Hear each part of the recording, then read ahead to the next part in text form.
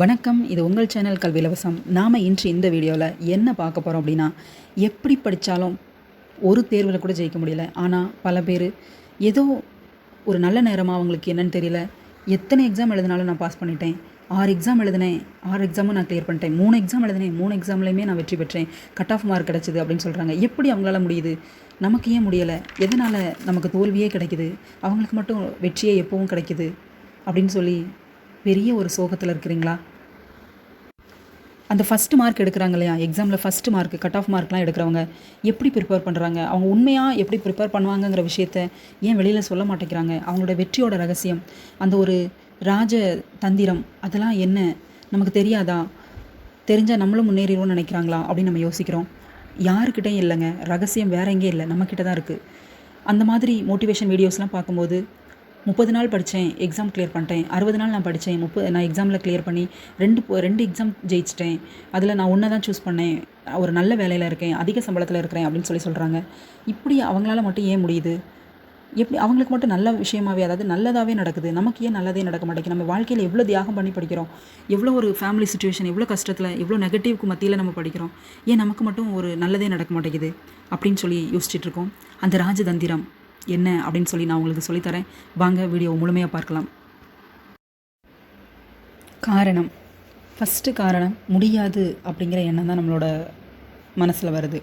முடியாது அப்படிங்கிறது எதை வச்சு நம்ம எதன் அடிப்படையில் சொல்கிறோம் அப்படின்னா, ஃபஸ்ட்டு சூழ்நிலை. என்ன சூழ்நிலை அப்படின்னா, கோச்சிங் கிளாஸ் போனால் நான் பாஸ் பண்ணிடுவேன், இப்போ நான் வீட்டில் இருந்துக்கிறேன், என்னால் படித்து பாஸ் பண்ண முடியாது அப்படின்னு நம்மளோட சூழ்நிலையை ஒரு காரணமாக சொல்கிறோம். இல்லை அப்படின்னா அடுத்து வந்து நம்மளுடைய குடும்ப உறுப்பினர்கள், இப்போது சின்ன குழந்தைகள் இருக்கவங்க வீட்டில் சின்ன குழந்தைகளை காரணமாக சொல்லுவாங்க. சின்ன குழந்தைங்க இருக்கிறாங்க, அடிக்கடி அவங்களுக்கு சாப்பாடு கொடுக்குறது, அவங்கள தூங்க வைக்கிறது, அவங்களோட சின்ன சின்ன ஒர்க்குகள்லாம் இருக்குது அப்படின்னு சொல்லிட்டு அதை காரணமாக சொல்லுவாங்க. இல்லை அப்படின்னா கொஞ்சம் பெரியவங்க இருக்கிறாங்க, வயது முதிர்ந்தவங்க, மாமனார் மாமியார், அந்த மாதிரி பெரியவங்களை எதுவும் நம்மளை கவனிக்க வேண்டியது இருக்குது அப்படின்னா அவங்கள காரணமாக சொல்கிறது. என்ன சொல்லுவோம், அவங்க அப்பப்போ ஏதாவது உடம்பு சரியில்லாமல் வந்துடுது, ஹாஸ்பிட்டல் போயிட்டு ஒரு 2-3 நாள் ஸ்டே பண்ணுற மாதிரி வருது, திரும்ப வரோம், திரும்ப அவங்கள ரெக்கவர் பண்ணுறதுக்கு சின்ன சின்ன ஏதாவது பொருட்கள் செஞ்சு கொடுத்துட்ருக்குறோம். அப்பப்போ டீ, காஃபி அந்த மாதிரி ஏதோ ஒன்று அவங்களுக்கு தேவையானதை நாங்கள் செஞ்சு கொடுத்துட்ருக்கோம். ஸோ அதனால் எங்களுக்கு டைம் இல்லை. ஸோ இந்த மாதிரிலாம் நம்மளுடைய காரணங்கள், குடும்ப உறுப்பினர்களை காரணமாக சொல்கிறோம். இல்லாத பட்சத்தில் அடுத்து என்ன காரணமாக சொல்லுவோம் அப்படின்னா, நம்மளுடைய ஏஜ், எனக்கு வயதாகிடுச்சு, இப்போ நான் இப்போ படித்தா நான் எல்லாமே மறந்து போயிடும், இப்போ போய் நான் எப்படி படிக்க முடியும், இப்போவே 35 வயசு தாண்டிடுச்சு, 40 வயசு தாண்டிடுச்சு, இப்போ போய் படித்தா எப்போ நான் பாஸ் ஆகி எப்போ வேலைக்கு போகிறது அப்படின்னு சொல்லிட்டு நம்மளுடைய வயதை ஒரு காரணமாக சொல்கிறோம். இல்லை அப்படின்னா ஒரு நேரம் இல்லை, அதாவது வீட்டில் வேலைகள் நிறையா இருக்குது, நான் ஒர்க்கிங் உமனாக இருக்கிறேன், நான் வேலைக்கு போய்கிட்டு இருக்கிறேன், ஒர்க்கிங் பீப்புளாக இருக்கும்போது எங்களுக்கு டைம் இல்லை. ஸோ இந்த மாதிரி நான் எப்படி நான் படிக்க முடியும், எப்படி நான் எக்ஸாம் கிளியர் பண்ண முடியும் அப்படி நம்ம யோசிக்கிறோம். நெக்ஸ்ட்டு பார்த்திங்க அப்படின்னா அடுத்த காரணம் நம்ம என்ன சொல்கிறோம் அப்படின்னா, தேர்வு நாள் வரைக்கும் படிக்கிறோம், படிச்சுட்டு சரி ரைட்டு படித்தாச்சு முடிச்சாச்சு போதும் அப்படின்னு சொல்லிட்டு இதை ஒரு காரணமாகவும் சொல்கிறோம். ஸோ இப்படி நம்மளுடைய காரணங்கள் இருந்துக்கிட்டே தான் இருக்குது ஒவ்வொரு சூழ்நிலையும், ஒவ்வொருத்தருடைய வாழ்க்கையிலையும். இப்போ நான் குறிப்பிட்ட காரணங்கள் சில சொல்லியிருக்கேன், இந்த காரணங்கள் பல பேருக்கு அவங்களுடைய வாழ்க்கையில் இருந்துகிட்ருக்கு. இதுதான் நம்ம காரணமாக சொல்லிவிட்டு ஒரு எக்ஸாமில் முயற்சி செய்கிறதுக்கு, எக்ஸாமில் படிக்கிறதுக்கு நம்ம தடையாக சொல்லிக்கிட்டு இருக்கிறோம். அப்படி நம்ம தடையாக சொல்லிக்கிட்டு எந்த ஒரு முயற்சியுமே எடுக்காமல், எந்த ஒரு எஃபர்ட்டுமே போடாமல், நம்ம படிக்கவே தொடங்காமலே இருக்கிறோம். இதுதான் முதல் ஒரு தடைக்கல் அப்படின்னு நான் சொல்கிறேன்.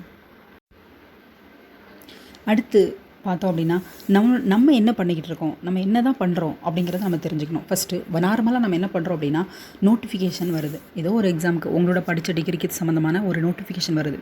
அந்த நோட்டிஃபிகேஷன் வந்த பிறகு தான் ஆரம்பிக்கிறோம். எங்கே ஆரம்பிக்கிறோம் அப்படின்னா, மெட்டீரியல்ஸ் கலெக்ட் பண்ண ஆரம்பிக்கிறோம் ஃபஸ்ட்டு, சரிங்களா? அது ஒரு மெட்டீரியல் கலெக்ட் பண்ண 3 to 4 வீக்ஸ் ஆகிரும், சரிங்களா? அந்த 3 to 4 வீக்ஸ் முடிஞ்சு போச்சு, அது கிடைக்கல, இது கிடைக்கல, அங்கே கிடைக்கல, இங்கே கிடைக்கல, அந்த அங்கே ஆர்டர் பண்ண, இங்கே ஆர்டர் பண்ணி வந்து சேரல அப்படின்னு சொல்லிட்டே 4 வீக்ஸை கடத்திட்டோம்.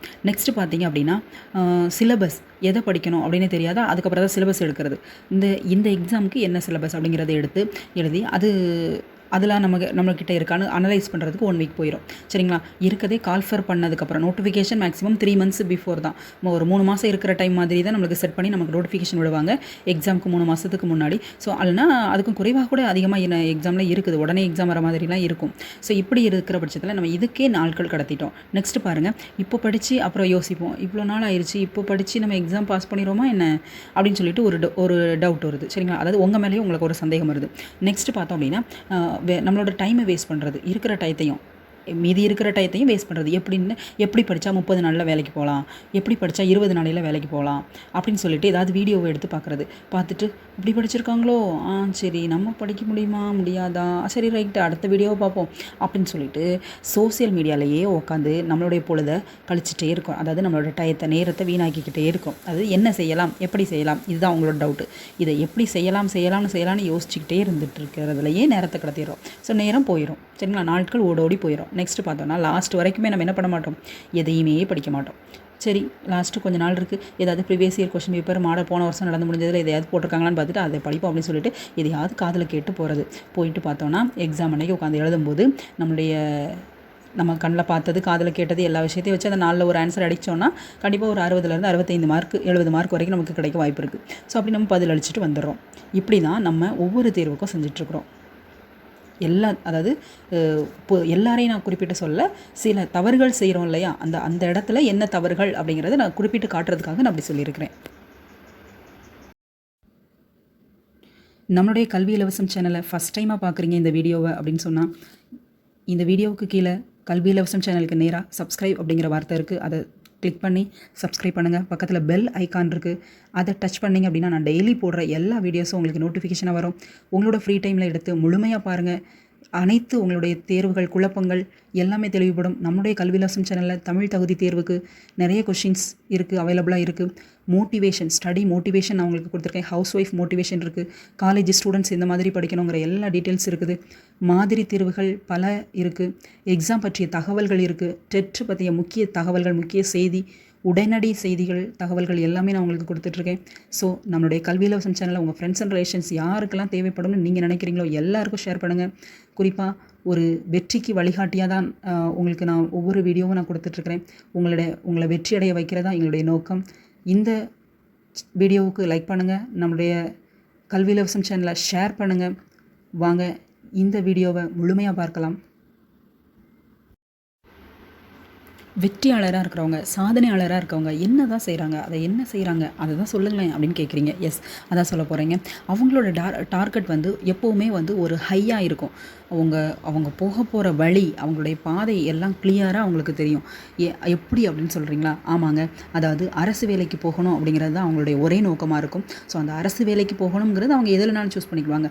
பேங்க் எக்ஸாமாக இருக்கலாம், டிஎன்பிஎஸ்சி எக்ஸாமாக இருக்கலாம், டிஎன்யூஎஸ்ஆர்பி எக்ஸாமாக இருக்கலாம், எஸ்எஸ்சி எக்ஸாமாக இருக்கலாம், ஆர்ஆர்பி எக்ஸாமாக இருக்கலாம், எதுவாக இருக்கட்டும். இந்த பாதை நான் இப்போ சொன்ன வழிகள் எந்த வழிகளாக இருக்கலாம். ஆனால் அவங்களுடைய டார்கெட், அவங்க போய் சேர்கிற இடம் அரசு வேலை அப்படிங்கிற பகுதிக்கு தான் அவங்க போய் சேரணும். ஸோ இது மாதிரி டார்கெட் அவங்க ஹையாக ஃபிக்ஸ் பண்ணுறாங்க.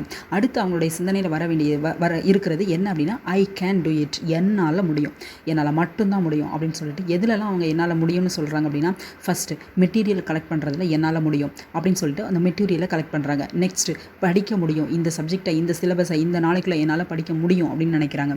ஸோ அதை செய்கிறாங்க. நெக்ஸ்ட்டு பார்த்திங்க அப்படின்னா தேர்வு, டெஸ்ட் எழுதுகிறாங்க. எவ்வளோ டெஸ்ட் அவங்க எழுதி அவங்கள ப்ரிப்பேர் பண்ணுறாங்களோ அந்த அளவுக்கு அவங்க ரெடி பண்ணுறாங்க. எவ்வளோ சவால்கள் வந்தாலும் அத்தனை சவால்களையும் சாதனைகளாக மாற்றுறாங்க. நெக்ஸ்ட் பார்த்திங்க அப்படின்னா அவங்களோட மிஸ்டேக், இப்போ டெஸ்ட் எழுதின உடனே அவங்களோட மிஸ்டேக் இருக்குது, அந்த மிஸ்டேக்கை கண்டுபிடிக்கிறாங்க, எங்கே தவறு நடக்குதுன்னு கண்டுபிடிச்சி அந்த மிஸ்டேக்கை குறைக்கிறாங்க. ஸோ அதாவது திரும்ப அந்த தவறுகள் நடக்காமல் பார்த்துக்கிறாங்க. ஸோ இது எல்லாமே தான் அவங்க செய்கிறது. அதாவது இது முதன்மையானது. மேலும் பல வழிகள் இருக்குது, முதன்மையானது இதுதான். நெக்ஸ்ட்டு ஜெயிக்கிறவங்க, அவங்க செய்யாதது இதெல்லாம் எனக்கு வேண்டாம், நோ அவங்க சொல்கிறது எந்த விஷயத்துக்கெலாம் பாருங்கள். ஃபஸ்ட்டு அவங்க காரணம் கூற மாட்டாங்க. எந்த சூழ்நிலையிலும், எந்த ஒரு இடத்துலையும், நான் வீட்டிலேருந்து படிக்கிறேன், நான் கோச்சிங் சென்டர் போகிறேன், நான் நல்ல கோச்சிங் சென்டர் அவ்வளோ தூரத்தில் இருக்குது, நான் வீட்டில் சும்மா சாதாரண கோச்சிங் சென்டரில் படிக்கிறேன், இல்லை எனக்கு கோச்சிங் சென்டரே போக வழி இல்லை, வீட்டில் தான் இருந்து படிக்கிறேன், மெட்டீரியல்ஸே இல்லை, நான் சும்மா கிடைக்கிற மெட்டீரியல்ஸ் வச்சு படிக்கிறேன், இந்த மாதிரி எந்த ஒரு புலம்பலும் இல்லாமல், எந்த ஒரு காரணமும் சொல்லாமல் அவங்களோட பாதையில், அவங்களுடைய கரெக்டான வழியில் போய்கிட்டே இருப்பாங்க. ஸோ இதெல்லாம் அவங்க செய்ய மாட்டாங்க. முக்கியமாக சொல்லணும் அப்படின்னா, அதாவது எந்த ஒரு சூழ்நிலையும், நீங்கள் சொன்னீங்க இல்லையா, குழந்தைங்க இருக்கிறாங்க, பெரியவங்க இருக்கிறாங்க, வீட்டில் வேலைகள் அதிகமாக இருக்குது, இல்லை நான் வேலைக்கு போய்கிட்டு இருக்கிறேன், பகல் முழுக்க நான் 8 மணி நேரம் 10 மணி நேரம் வேலை செஞ்சுட்டு வரேன். ஸோ இந்த மாதிரி இருக்கிறதும் ஒரு காரணம் கிடையாது. இதையுமே அவங்க ஒரு காரணமாக சொல்ல மாட்டாங்க. எனக்கு வயசாயிருச்சு, 35 வயசு 40 வயசு ஆயிடுச்சு, இப்போ போய் நான் படிக்கிறதா அப்படிலாம் கிடையாது. வயது வெற்றிக்கும் தடை கிடையாது, வெற்றியாளர்களுக்கும் ஒரு தடை கிடையாது. என்னங்க இப்படி சொல்கிறீங்க? பேங்க் எக்ஸாம்லாம் அந்த ஃப்ரெஷ்ஷாக இருக்குதான், காலேஜ் முடிச்ச உடனே தான் அந்த குழந்தைங்க அந்த ஸ்டூடெண்ட்ஸ் தான் எழுத முடியும், நாங்கள் எழுத முடியாது இல்லையா அப்படின்னு நீங்கள் கேட்கலாம். இல்லவே இல்லைங்க, நீங்கள் பேங்க் எக்ஸாம் மட்டும் எய்ம் பண்ண வேண்டாங்க, மற்ற எக்ஸாம் இருக்குது, டிஎன்பிஎஸ்சி எக்ஸாம் இருக்குது, டிஆர்பி எக்ஸாம் இருக்குது. ஸோ இந்த மாதிரி உங்களுடைய கவனத்தை உங்களோட வயது தகுதி எந்த தேர்வுலலாம் இருக்கோ அதுக்கு தகுதி நீங்கள் ப்ரிப்பேர் பண்ணுங்கள், அவ்வளவுதான். இல்லை அப்படின்னு சொல்லிட்டு ஏன் நீங்கள் இல்லாத இடத்துல உட்காந்துருக்கிறீங்க? எங்கே இருக்குது, எது உங்களுக்கான பாதை அப்படிங்கிறத அந்த பாதையை கண்டுபிடிச்சி அந்த வழியில் போங்க, கண்டிப்பாக உங்களுக்கு வெற்றி கிடைக்குங்க. எத்தனை பேர் நெகட்டிவ் பேசினாலும் சரி, நெகட்டிவ்னா நீ என்ன படித்து கிளிக்க போகிற, நீ எப்போ படித்து வேலைக்கு போக போகிற, உன்னால் முடியுமாக்கும், நீ என்னத்தை ஸ்கூல் டேஸில் என்னத்தை படித்த, இப்போ நீ படித்து கவர்மெண்ட் வேலைக்கு போக போகிறியாக்கும் அப்படின்னு சொல்லிட்டு எவ்வளவோ பாசிட்டிவ் மத்தியில் நம்ம இருந்தாலும் நெகட்டிவ் வார்த்தைகள் கண்டிப்பாக நம்ம செவிக்கு எட்டும். நம்மளோட முன்னாடியே நேராக பேசுகிறவங்களும் இருப்பாங்க. உன் கூட படித்தவன்லாம் வேலைக்கு போய்கிட்டு இருக்கான், 15,000 20,000 சம்பளம் வாங்குறான், நீ வீட்டில் தண்டமாக இருக்கிறியே அப்படின்னு சொல்லிட்டு வார்த்தைகள்லாம் நம்ம காதில் விழும். ஸோ அப்படி விழுந்தாலும் அந்த வார்த்தையுமே இவங்களோட காதுக்குள்ளே போகாது, இவங்களோட மனதுக்குள்ளேயும் போகாது. ஸோ இவங்க எப்போவுமே நெகட்டிவை வந்து உள்ளே எடுத்துக்காமல் பாசிட்டிவை மட்டும்தான் எடுத்துக்குவாங்க. அந்த மாதிரி சூழ்நிலையிலையுமே நெகட்டிவ் பேசுகிறவங்க மத்தியிலையுமே இவங்க பாசிட்டிவாக இருக்கிறதே அவங்களுடைய அரசு வேலை அப்படிங்கிற அந்த வார்த்தை தான். அரசு வேலைக்கு நம்ம போகிறோம், அந்த நாள் அந்த இனிமையான நாளுக்காக அவங்க காத்துட்ருக்காங்க. ஸோ அதனால தான் இந்த கசப்பான நிகழ்வுகளை அவங்க மனதிலே வைத்து கொள்றதில்ல. Next preparation. அவங்களோட ப்ரிப்பரேஷன் எப்படி இருக்கும் அப்படின்னா, ஃபஸ்ட்டு நான் சொன்ன மாதிரி பாசிட்டிவ் தாட்ஸு. அவங்களோட எண்ணங்கள் எல்லாமே எப்போவுமே வந்து பாசிட்டிவாக நேர்மறையான எண்ணங்களாக மட்டும்தான் இருக்கும். மெட்டீரியல் கலெக்ட் பண்ணுறதுலேருந்து படிக்கிறதுலேருந்து டெஸ்ட் எழுதுலேருந்து எல்லா விஷயத்துலையுமே அவங்களோட எண்ணங்கள் வந்து நேர்மறையானதாக இருக்கணும். அதாவது இப்போ ஃபார் எக்ஸாம்பிளுக்கு நீங்கள் ஒரு 10 புக்கு லிஸ்ட் எடுத்துகிட்டு போகிறீங்க, ஷாப்புக்கு போகிறீங்க, கடைக்கு போகிறீங்க வாங்குறதுக்கு. அங்கே வந்து 6 புக்கு தான் இருக்குது, 4 புக்கு இல்லைம்மா நீங்கள் ஒரு 2 வாரம் கழிச்சு வாங்க அப்படின்னு சொல்லிட்டு உங்களை அனுப்புகிறாங்க. அப்போ நீங்கள் என்ன சொல்லுவீங்க? நான் கடைக்கு போனேன் 4 புக் கிடைக்கல, கடைக்கு போனேன் 4 புக் கிடைக்கல, இதே வார்த்தையை சொல்லிகிட்டே இருப்பீங்க. இருக்கிறவங்க பார்க்குறவங்க உங்கள் வீட்டில் உள்ளவங்க எல்லாத்துலேயும் சொல்லிகிட்டே இருப்பீங்களே தவிர, ஆனால் இப்படி தான் புலம்பிக்கிட்டே இருக்கிறோம், நம்ம நேரத்தை வீணாக்குறோம். ஆனால் அவங்க என்ன பண்ணுவாங்க தெரியுமா? அவங்க ஓகே நெக்ஸ்ட்டு 2 வீக்ஸ் இருக்குல்ல, அந்த 2 வீக்ஸுக்குள்ளே நம்மக்கிட்ட இருக்கிற புக்கில் நம்ம எவ்வளோ படிக்க முடியுது, 6 புக்ஸ் கிடச்சிருக்குல்ல, அதுதான் அவங்களோட பாசிட்டிவ். எஸ், அந்த கிடைச்ச 6 புக்கில் எவ்வளோ ஃபாஸ்ட்டாக எவ்வளோ கிளியராக நம்ம விஷயத்தை தெரிஞ்சுக்க முடியும், எவ்வளோ நாலேஜ் அதிலேருந்து நம்ம கெயின் பண்ண முடியுங்கிறத இன்ட்ரெஸ்ட்டாக உட்காந்து படிப்பாங்க. உங்களுக்கு தெரியுங்களா, படிக்கிறது வந்து எப்போவுமே வந்து இன்ட்ரெஸ்ட்டாக ஒரு ஆசையோட ஒரு படிக்கணும். அது மட்டும் இல்லாமல் நம்ம டெஸ்ட் எழுதும்போது ரொம்ப இன்ட்ரெஸ்ட்டாக டெஸ்ட் எழுதணும். ஏன்னா அங்கே தான் மிக முக்கியமானது. அதுதான் நம்மளுக்கான கரெக்டான நம்மளை மோல்டு பண்ணுறது, நம்மளை கரெக்டான வழிநடத்துகிற இடமே அந்த டெஸ்ட்டு தான். ஸோ அந்த டெஸ்ட்டை அவங்க வந்து ஆசையாக ஒவ்வொரு பகுதியும் படிச்சுட்டு ஒவ்வொரு டாப்பிக்கும் சிலபஸ் வைஸ் அவங்க படித்து டெஸ்ட் எழுதும்போது விருப்பத்தோட ஆசையோடு டெஸ்ட் எழுதுவாங்க. அந்த தேர்வுகளை வந்து ஒரு நேர்மறையாக அவங்க எதிர்கொள்ளுவாங்க, உண்மையாக படிச்சுட்டு அட்டன் பண்ணுவாங்க. பட் உங்களோட ப்ரிப்பரேஷனில் கண்டிப்பாக இருக்க வேண்டியது டெஸ்ட் எழுதும்போது உங்களுக்கு ஒரு ஆசையோட இன்ட்ரெஸ்ட்டோடு எழுத முடியலையா? நான் கல்வி இலவசம் சேனலில் ஆல்ரெடி ஒரு வீடியோ போட்டிருக்கிறேங்க. டெஸ்ட் எப்படி எழுதணும், எவ்வளோ இன்ட்ரெஸ்ட்டாக எழுதுறதுக்கு நம்ம என்ன பண்ணணும், மெத்தட் ஆஃப் டெஸ்டிங் என்னெல்லாம் இருக்குது அப்படிங்கிற கிளியராக ஒரு வீடியோ கொடுத்துருக்கேன். அந்த வீடியோவோட லிங்க்கை நான் டிஸ்கிரிப்ஷனில் கொடுக்குறேன், எடுத்து முழுமையாக பாருங்கள். உங்களுக்கு ஒரு இனிமையான ஒரு அனுபவம் கிடைக்கும். எந்த மாதிரிலாம் டெஸ்ட் இருக்குதாங்கிறத நீங்கள் தெரிஞ்சுக்குவீங்க. அதை நீங்கள் பயன்படுத்தி உங்களுடைய தேர்வில் நீங்கள் வெற்றி பெறலாங்க. நெக்ஸ்ட்டு பாருங்கள், அதாவது நெக்ஸ்ட்டு ப்ரிப்பரேஷன். அவங்களோட பிளான் எப்படி இருக்கும் அப்படின்னா, டே பை டே அவங்களோட ஸ்டடி வந்து அவங்களோட சிலபஸ் டாபிக் வைஸ் வந்து கண்டினியூவாக இருக்கும், சரிங்களா? அது மட்டும் இல்லாமல் ஒவ்வொரு நாளும் அவங்க ஃபயர்ஃபுல்லாக படிக்கும்போது அந்த டெஸ்ட் எழுதும்போதும் சரி, ஒரு ஆசையோட விருப்பத்தோட இன்றைக்கி தேர்வு இருந்தால் நான் எப்படி எழுதுவேன், நாளைக்கு தேர்வுனா நான் எப்படி படிப்பேன், அந்த எண்ணத்தோடவே தான் இருப்பாங்க, சரிங்களா? அவங்களுக்கு நோட்டிஃபிகேஷனே வரவே இல்லைன்னா கூட அவங்களோட எண்ணங்கள் அப்படி இருக்கும்னு நான் சொல்கிறேன், சரிங்களா? அடுத்து இப்போ நோட்டிஃபிகேஷன் வந்தாச்சு, இப்போ நோட்டிஃபிகேஷன் வருது அப்படின்னா அந்த டைமுக்குள்ளே அவங்க கண்டிப்பாக ஓவரால் மேக்ஸிமம் சிலபஸை கவர் பண்ணியிருப்பாங்க. ஸோ அந்த அளவுக்கு சிலபஸை ஃபுல்லாக மேக்ஸிமம் முடிக்கிற அளவுக்கு கூட அவங்க படிச்சிருப்பாங்க. அதுக்கப்புறம் இப்போ சிலபஸே முடிச்சாச்சு, இப்போ என்ன பண்ண போகிறோம் அப்படின்னா, இப்போ தான் நோட்டிஃபிகேஷன் வந்திருக்கு. அப்படிங்கும்போது இருக்கிற இந்த 3 மாதமும் உட்காந்து அவங்களோட ப்ரிப்பரேஷன் வந்து ரிவிஷனாக இருக்கும், சரிங்களா? ஃபயர்ஃபுல்லாக ஒரு வெறியோட ஒரு revision, test mark test full டெஸ்ட்டுன்னு சொல்லி போட்டு எழுதிட்டே இருப்பாங்க. அது மட்டும் இல்லாமல் டெஸ்ட் எழுதுறதை விட அவங்களோட முக்கியமான வேலை என்னவாக இருக்கும் அப்படின்னா, எங்கே மிஸ்டேக் வருது, எதனால் மிஸ்டேக் வருது அதை ஃபைண்ட் பண்ணுவாங்க. அந்த மிஸ்டேக், அந்த தவறுகளை திருத்துறதுக்கு பார்ப்பாங்க. ஆல்ரெடி அவங்க எழுதிட்டு தான் இருப்பாங்க. ஸோ இருந்தாலும் பிழை ஏதாவது ஏற்பட்டால் ஏன் ஏற்படுது, எதற்காக மறக்குது, இந்த வினாவுக்கான விடை எதுக்கு மறக்குது அப்படிங்கிறத தெரிஞ்சுக்கிட்டு அதை சரி பண்ணுவாங்க. Never stop learning. அதாவது கற்றுக்கிறத, அவங்க படிக்கிறத எப்போவுமே நிறுத்த மாட்டாங்கங்க. என்ன சொல்கிறீங்க, படிக்கிறத நிறுத்த மாட்டாங்களா அப்படின்னு நீங்கள் யோசிக்கலாம். நம்ம படிக்கிறோம் தேர்வு நாள் வரைக்கும் மட்டும்தான். ஆனால் அவங்க வந்து ஜெயிக்கிற நாள் வரைக்கும் படிப்பாங்க. ஸோ வித்தியாசம் இருக்குது இல்லையா நான் சொன்ன வார்த்தையில்? ஆமாங்க, தேர்வு நாள் வரைக்கும் படிக்க மாட்டாங்க. அவங்க அரசு வேலையை வாங்குகிற வரைக்கும் படிப்பாங்க. அதுதான் அவங்களோட ப்ரிப்பரேஷன் சீக்ரெட்னே சொல்லலாம். இதுதான் அவங்களோட சக்ஸஸுக்கான கரெக்டான சீக்ரெட். அதாவது இப்போ இன்றைக்கி தேர்வு எழுதியாச்சு, இவ்வளோ நாள் நம்ம படித்தோம், சரி ஓகே ஒரு 1 வீக் ரெஸ்ட் எடுத்துக்கலாம் அப்படின்னு கிடையாதுங்க. அவங்களோட எண்ணம் எக்ஸாம் எழுதிட்டு வந்தாச்சு, இன்றைக்கி ஒரு நாள் தூங்கி முழிச்சு மறுநாள் கண்ணு முழிக்கும் போதே வாட் நெக்ஸ்ட் எக்ஸாம் என்ன அப்படின்னு சொல்லிட்டு தான் ஆரம்பிப்பாங்க. அடுத்த எக்ஸாம் என்ன, அடுத்த கால்ஃபர் என்ன வரப்போகுது, அப்போ அதுக்கு அந்த தேர்வுக்கு நம்ம தயாராக முடியுமா, நம்மளுடைய படிப்பு அந்த தேர்வுக்கு தகுதியானதா அப்படின்னு யோசிப்பாங்க. யோசிச்சுட்டு ப்ரிப்பேர் பண்ண ஸ்டார்ட் பண்ணிடுவாங்க. அதுதாங்க அரசு வேலைக்கு செல்கிற நாள் தான் அவங்களுடைய கடைசி நாளாக இருக்கும். ஆனால் அதுவுமே வந்து நாட் ஸ்டாப், ஃபுல் ஸ்டாப்லாம் வைக்க மாட்டாங்க. ஆஃப்டர் தட் அவங்களுடைய ஒர்க் சம்மந்தப்பட்ட விஷயத்தை அவங்க லேர்ன் பண்ணிக்கிட்டே தான் இருப்பாங்க. எஸ், அவங்களோட லேர்னிங்க்கு ஸ்டாப்பே கிடையாதுங்க. கண்டினியூஸாக ஸ்டடி பண்ணிக்கிட்டே தான் இருப்பாங்க. ஸோ இப்படி படிக்கிறதுனால தான் அவங்க படிக்கிற டைமில் 3லேருந்து 6 தேர்வுகள் வரைக்கும் வெற்றி பெற முடியுது. எழுதுகிற தேர்வுலாம் அவங்களால வெற்றி பெற முடியுதுன்னா எப்படின்னு நினைக்கிறீங்க? இப்படி தான் நம்ம என்ன பண்ணுறோன்னு ஆல்ரெடி சொல்லியிருக்கிறேன். இவங்க என்ன பண்ணுறாங்கன்னு நம்ம தெரிஞ்சுக்கிட்டோம். நெக்ஸ்ட்டு மிக முக்கியமானது வாங்க சொல்கிறேன். இதுதான் பெரிய ரகசியம். இந்த நாளுக்காக தான் நம்ம இவ்வளோ ப்ரிப்பேர் பண்ணோம் இல்லையா? எஸ், தேர்வு நாள், எக்ஸாம் டுடே. இன்றைக்கி எக்ஸாம் வச்சா நம்ம எப்படி இருப்போம் அப்படின்னு நம்ம யோசிக்கலாம். இந்த நாளுக்காக தான் அவங்க காத்துட்ருந்தது. அதாவது வெற்றியை நிர்ணயிக்கிற இந்த நாளில் அந்த எக்ஸாம் சென்டர், சரிங்களா, தேர்வு மையத்துக்கு விரைவாக போவாங்க. ஹரிபரியாக கடைசி நேரம் லாஸ்ட் 5 மினிட்ஸ்க்கு முன்னாடி என்ட்ரு ஆகிறது இல்லைங்க. 1/2 hour 1 hourக்கு முன்னாடி உள்ள நுழையிறவங்க எத்தனையோ பேர் இருக்காங்க. அப்படி போகும்போது அவங்களுக்கு எந்த ஒரு டென்ஷனும் இருக்காது, சரிங்களா. ஒரு அமைதியாக ஒரு பீஸ்ஃபுல்லான ஒரு மைண்டோடு இருப்பாங்க. அந்த லாஸ்ட் நேரம் உட்காந்து ஆன்னு சொல்லிட்டு அந்த புக்கில் அந்த புக்கை ரெஃபர் பண்ணலாம், இந்த புக்கை ரெஃபர் பண்ணலாம், அப்படி கிடையாது. மனசு அமைதியாக வச்சுக்கிடுவாங்க. ஸோ அந்த மாதிரி வச்சுருக்கும்போது எந்த ஒரு கொஷின் டிஃபிகல்ட்டாக இருந்தால் கூட அதை ஒரு எளிமையாக கையாளக்கூடிய திறமை அந்த நேரம் கிடைக்கும். அதாவது நம்ம மன அமைதியாக இருக்கணும், மூளைக்கும் ரெஸ்ட் கொடுக்கணும், சரிங்களா. இந்த 2ஐயும் தான் நம்ம கரெக்டாக பண்ணாது இருக்குது. ஏன்னா எப்போவுமே மூளைக்கு வேலை இருந்துகிட்டே தான் இருக்கும். இது அடுத்து என்ன அங்கே போகிறது சொல்லிட்டு. இப்போ எக்ஸாம் சென்டர்னு சொல்லிட்டாங்கன்னா கண்டிப்பாக முன்ன பின்ன தெரியாத இடமா தான் இருக்கும். அப்போ அந்த இடத்துக்கு எப்படி போகிறது, அப்போ அவங்ககிட்ட கேட்டு இவங்ககிட்ட கேட்டு அப்படின்னு சொல்லிட்டு ஒரு ஹரிபரியாக எப்போவுமே நம்ம ஒரு டென்ஷனாகவே இருக்கும் இல்லையா. அதுக்காக தான் அப்படி சொல்கிறேங்க.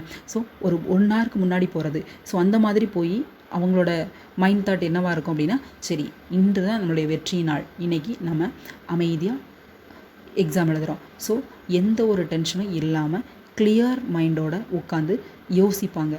சரி, இந்த வினாவுக்கு இந்த 4 விடைகள் இருக்குது. இந்த 4 விடைகளில் எது சரியான விடையாக இருக்கும்? ஓகே, அப்போ இது சரியான விடை அப்படின்னு சொல்லி கண்டுபிடிச்சிட்டாங்க. சில இடத்துல சரியான விடை இல்லாமல் இருக்கும். அப்போது குழப்பமான வினாக்களாக இருக்கும்போது அவங்க எது தவறான விடைகள் அப்படின்னு சொல்லிட்டு இந்த வினாவுக்கு சம்மந்தம் இல்லாத விடைகள் என்னலாம் அப்படிங்கிறத எடுத்துட்டாங்கன்னா மீதி ஏதாவது 2 இல்லைனா அப்படி தான் குறைஞ்சிரும். ஆப்ஷன் உங்களுக்கு குறைஞ்சிட்டனாலே உங்களால் ஆன்சர் ஃபைண்ட் அவுட் பண்ண முடியும். ஸோ அந்த மாதிரி தான் அவங்க ஒரு அமைதியான மனநிலையோட தேர்வை எதிர்கொள்கிறாங்க. அந்த 3 மணி நேரம் தான் அவங்களுடைய வெற்றியின் நேரம்.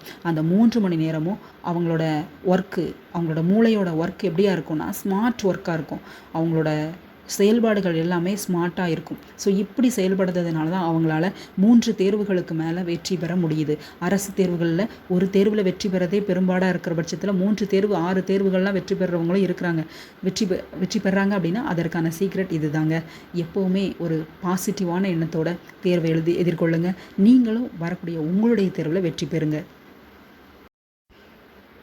இப்போ நான் சொன்ன எல்லா விஷயத்தையும் நீங்கள் ஃபாலோ பண்ணிங்கன்னா உங்களுடைய எத்தனை எக்ஸாம் வந்தாலும் சரி, எவ்வளோ பெரிய டிஃபிகல்ட்டான கொஷின் பேப்பராக இருந்தாலும் சரி, உங்களுடைய ரிசல்ட் இதுவாக தாங்க இருக்கும். எஸ், நீங்கள் எக்ஸாம் பாஸ் ஆகிட்டீங்க, கிளியர் பண்ணிட்டீங்க, ஒரு ஜாபுக்கு போயிட்டீங்க அப்படிங்கிற விஷயம், கட் ஆஃப் உங்களுக்கு கிடச்சிருச்சு, இந்த சூழ்நிலை உங்களுக்கு ஏற்படுங்க. ஆமாங்க. ஸோ நீங்கள் ஜெயிக்க போகிறீங்க அப்படிங்கிறத எப்படி ஸ்டெப் பை ஸ்டெப்பாக நீங்கள் வரணும், இந்த வெற்றியினால் நீங்கள் கொண்டாடணும் அப்படிங்கிறது தான் நான் இந்த வீடியோவில் சொல்லியிருக்கிறேன். ஸோ இந்த வீடியோ முழுமையாக பார்த்ததற்கு நன்றி. மேலும் இந்த பயனுள்ள தகவல்களை இந்த வீடியோவை உங்கள் ஃப்ரெண்ட்ஸ் அண்ட் ரிலேஷன்ஸ் எல்லாருக்கும் ஷேர் பண்ணுங்கள். போட்டித் தேர்வுக்கு தயாராகுங்கிற எல்லாருமே அவங்களுடைய பாதையை, அவங்களுடைய வழியை அவங்களே தெரிஞ்சுக்கட்டும். எந்த வழியில் எப்படி முயற்சி செய்யணுங்கிறத தெரிஞ்சுக்கிட்டு வாழ்க்கையில் முன்னேறட்டும். வாழ்த்துக்கள். வெற்றி நமதே, அரசு வேலை நமதே. நன்றி.